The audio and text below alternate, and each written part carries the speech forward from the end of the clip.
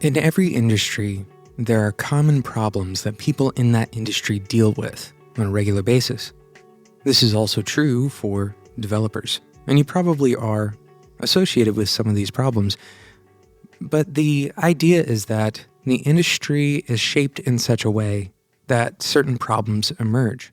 And they emerge not just for one person or for a few, but for almost everyone who becomes somebody in that industry, in this case, a developer. So what are some of these problems? That's what we're talking about in today's episode.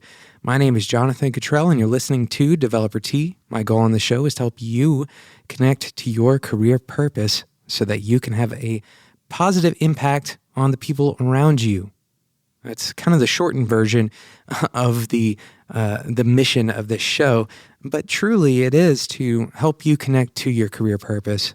And on the other side of that, to do better work so that you're going to connect even more closely with that career purpose.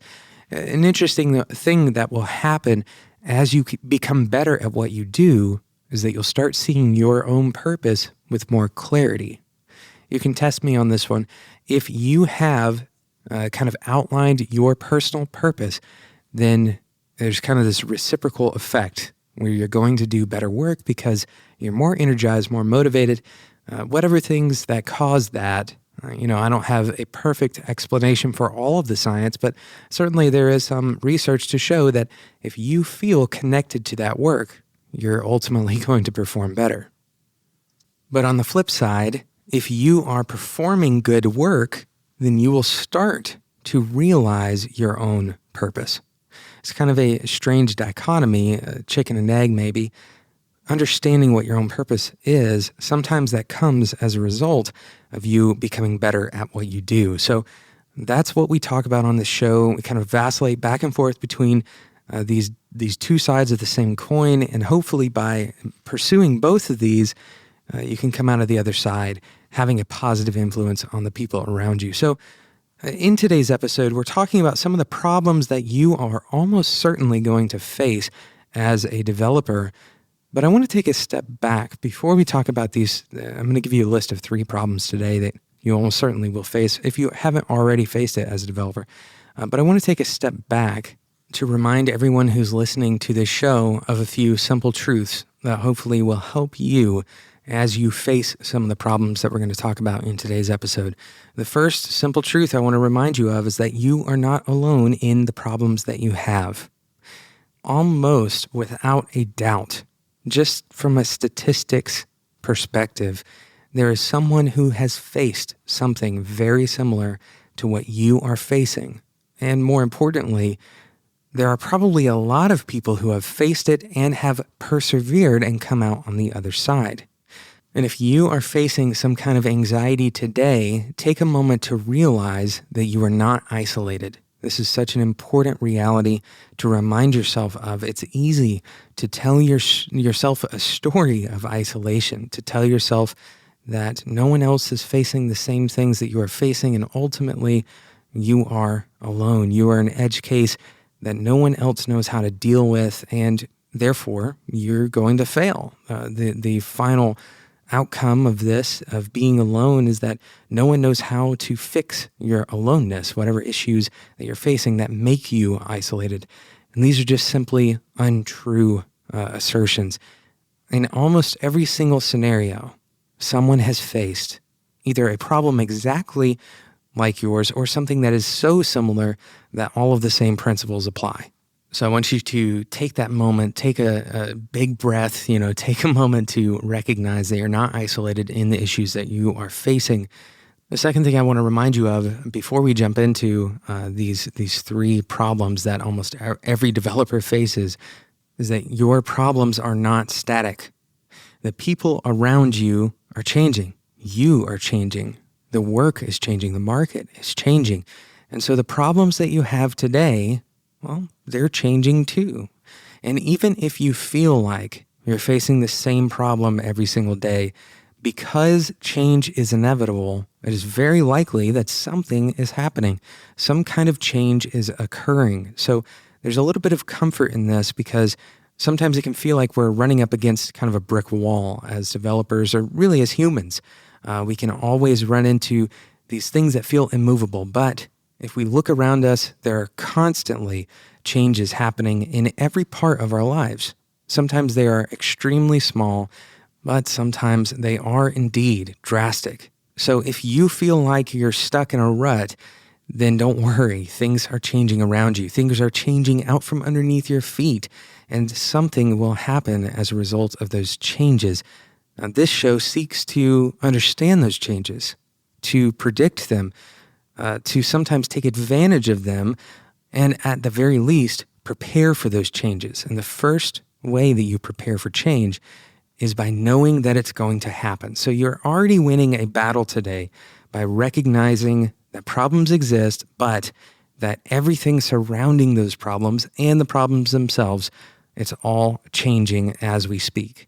So again, you are not alone in your problems. You are not isolated, and things are always changing. So there's so much reason for hope in the face of the problems that you have today. We're going to talk about our sponsor, and then we're going to come back and give you these 3 problems that pretty much every developer is going to face. Today's episode is sponsored by Linode.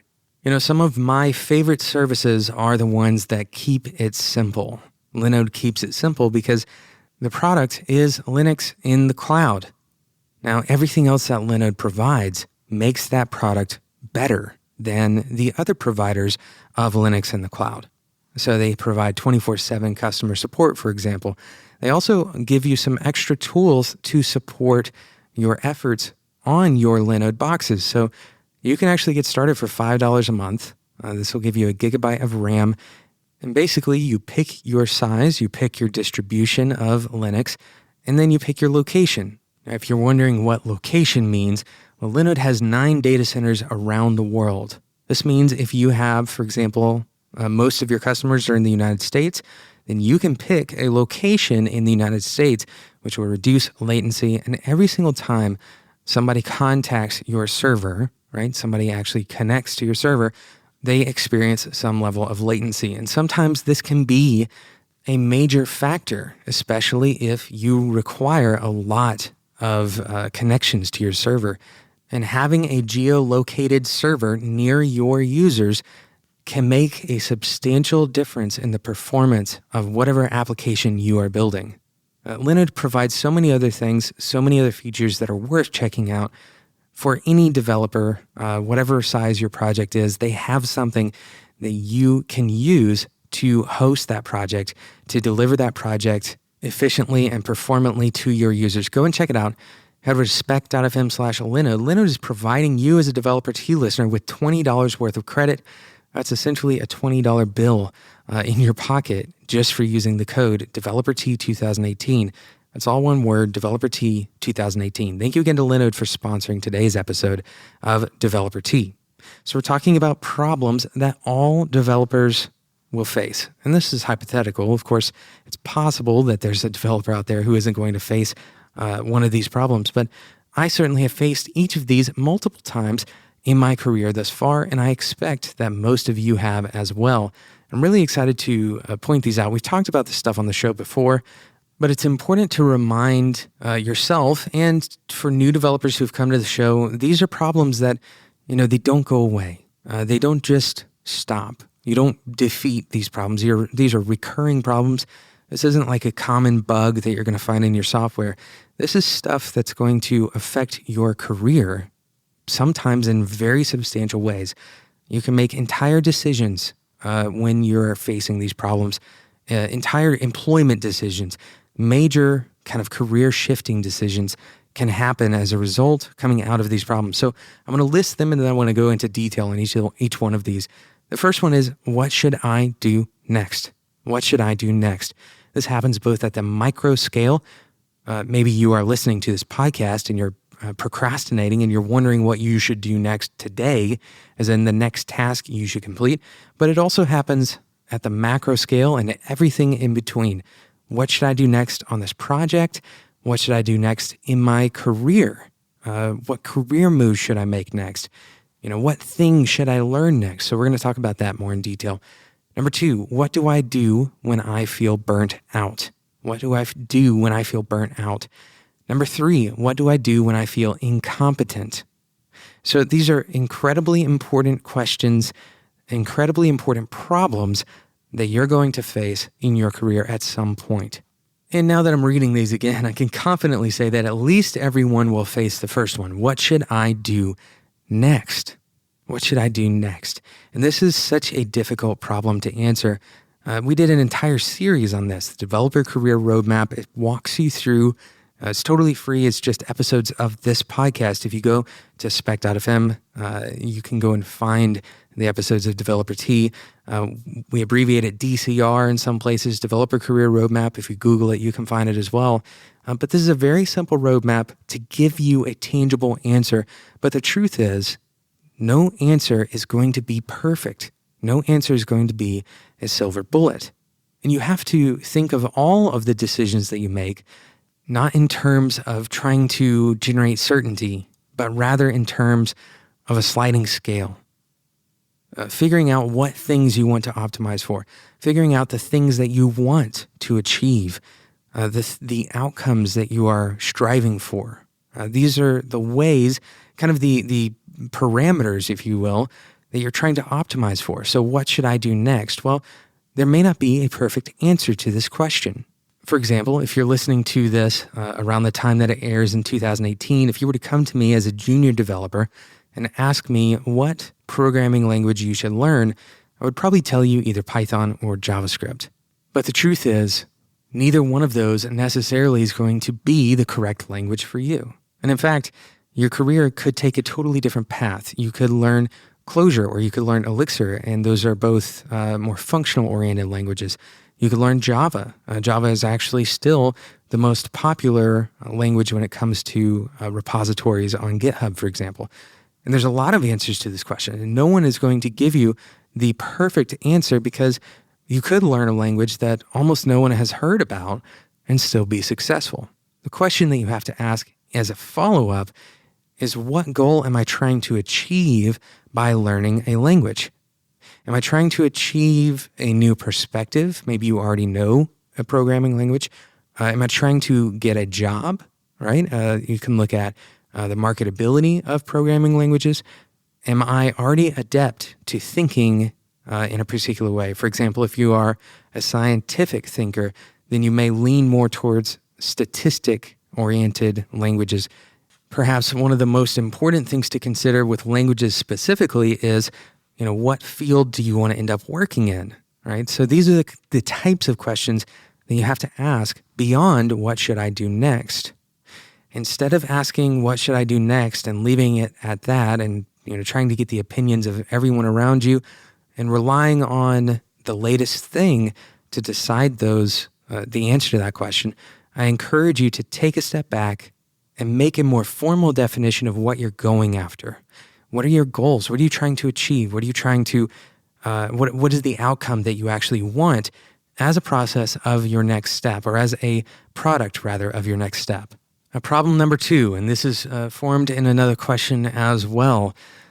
What do I do when I feel burnt out? What do I do when I feel burnt out?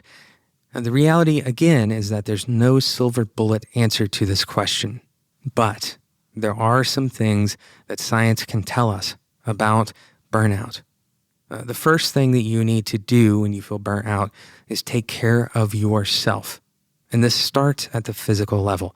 If you haven't established a healthy diet, and we won't get into details on that, but if you haven't established a healthy diet, an activity routine where you're regularly active, if you are staying closed in, if you aren't relating with friends and family, or whatever other positive relationships you have, if you are only working and sleeping, then that can take a serious toll on your body. Now, I'm not going to get into specifics here because this isn't a life hacking podcast. This isn't a nutrition podcast. It's none of those things.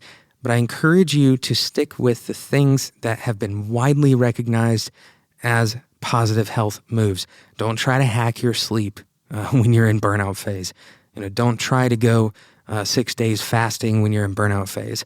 Don't attempt some crazy new diet, some controversial practice. Don't try to over-exercise.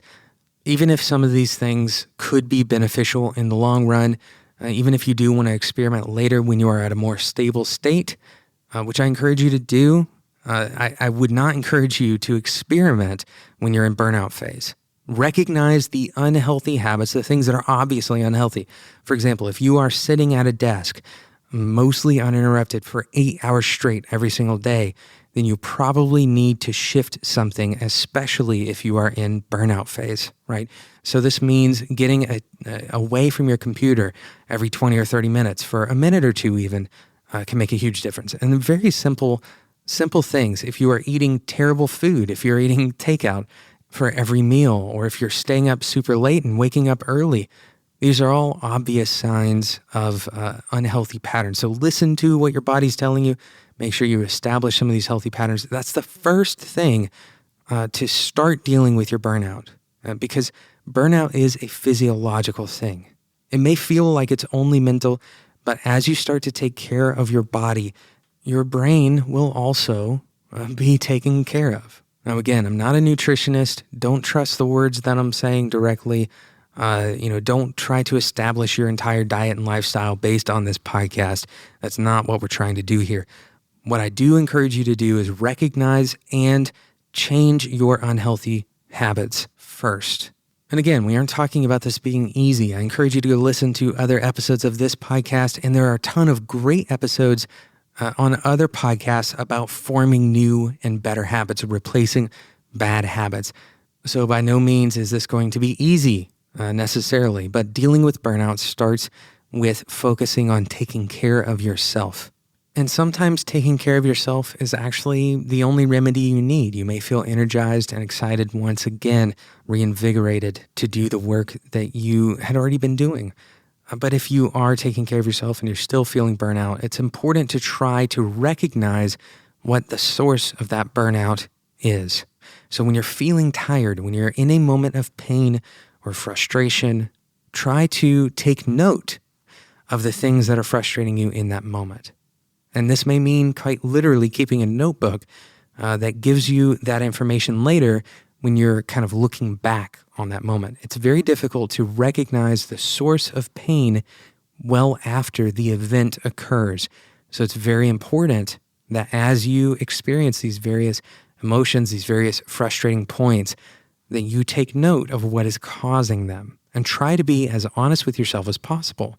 It's very easy to write something that sounds, marketable, for lack of a better explanation, marketable, so that when somebody asks you, what are your issues? What are you frustrated about? You can easily list this to them and it's not offensive. But your problems, your frustrations may actually be stemming from things that aren't really very attractive to deal with, right? They aren't easily packaged up. You may have some animosity or jealousy towards a coworker.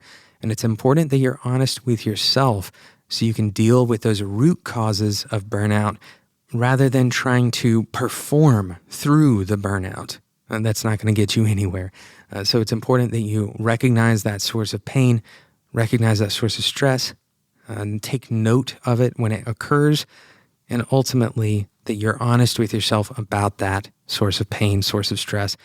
I would also highly recommend that you take on some kind of mindfulness practice when these painful moments occur for you, when you feel that stress of burnout. If you have been practicing some kind of mindfulness technique, then you will be much more likely to be able to identify those things as they happen and kind of see your mind from an observing perspective rather than an experiencing perspective. So it's very important in that burnout to recognize, first of all, take care of yourself, right? If you need to, in that taking care of yourself, it may be that you need to recharge, take some time, go on a vacation or even a staycation. Don't try to force yourself to leave town. If you need a vacation from work, sometimes the best place to vacation to is to your home. I've heard of a lot of people actually taking time to, try out a new hobby that they've been wanting to try out. And this can definitely be kind of a rejuvenating practice to try something new, to have a new experience, have something memorable, something that is totally different from the work that you've been doing that you can dive into with your mind rather than only taking a vacation and relaxing and ultimately kind of being aimless. You may consider, on that vacation, especially during burnout, doing something that fully engages your mind in a different way.